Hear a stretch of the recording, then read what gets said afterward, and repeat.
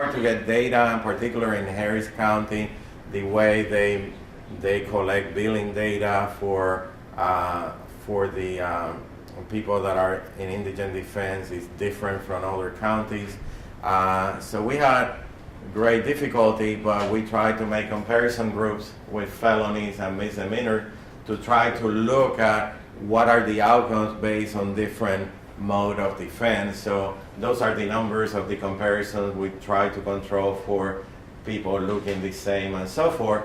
What we found is that for the misdemeanors mental health, the Harris County PD office had a higher rate of dismissal.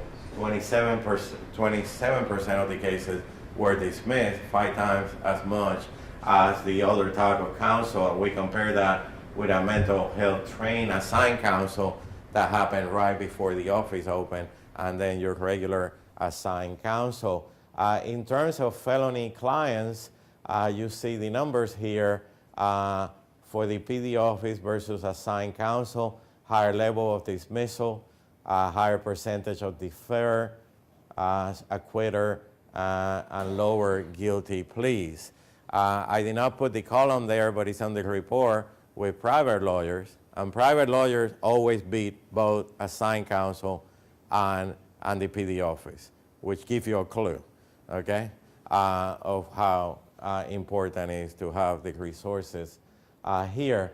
Felony case, reduction in charges, and this appointed counsel, that number there should be private counsel.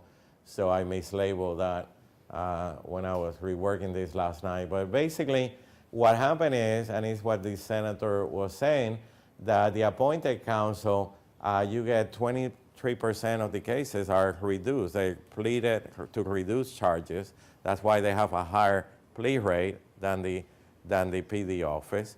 More likely to plead down to a lower case than the PD office, and definitely the retained counsel, which is there. So you see the dynamics here where there's a lot of incentive to plead the cases down to a lower charge as opposed to spending investigation money to try to dismiss the case, which the PD office has done a better job on that.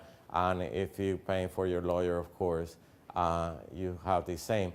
Appellate, very hard to compare because they don't have many cases.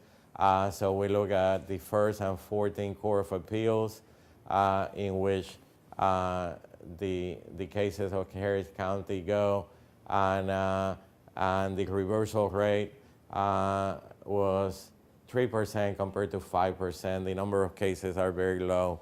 So it's really hard to come up with, results on that. But basically, if nothing else, they seem to be doing a little bit better job on that.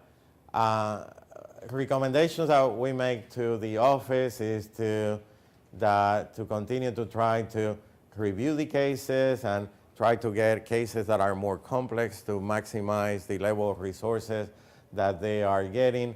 They need to improve the information. We talk about that. That has been a struggle. The information that is captured in the computer is important that all the information is put there. We talk about the number of cases that they can handle. Judge Whitley, based on the information that we had on the 40% of the cases that have complete information in the computer, we came in with a different system of measuring caseloads, a 100-point system, where if, depending on your type of cases, for example, if you have a misdemeanor caseload of substance abuse possession cases, you can handle maybe 300 cases compared to if you have aggravated robbery cases where you can handle maybe 30, 35. So we assign a weighted system subjected to Alex that he could measure the caseload of every lawyer that he has and make sure they don't exceed 100 points. It's different concept than the 150. Is more weighted to the specific distribution of cases that those people have in the office, and that way you can manage that, and potentially you can increase, based on the information that we had, you can increase the number of cases that they can handle with the same level of funding. and we let Alex deal with that later, but we make that suggestion that they can do more cases while maintaining the same quality if they reallocate the cases in the right way, not exceeding 100 points for each lawyer, depending on the distribution of cases that they have. Lessons for the field, and this report is making the rounds all over the country. Quality control is important, and that seems to lead to better results, and that's consistent in the reports that the Texas A&M folks have done and other reports nationally.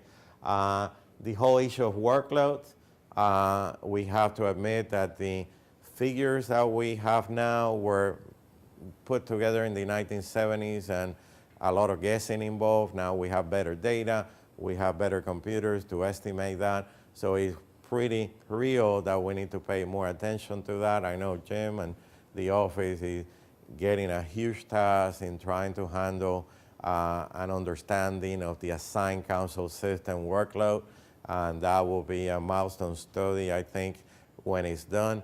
In terms of the PD office, Alex has a guide that we gave him that he can look at that and start working with the workload, but that's very real.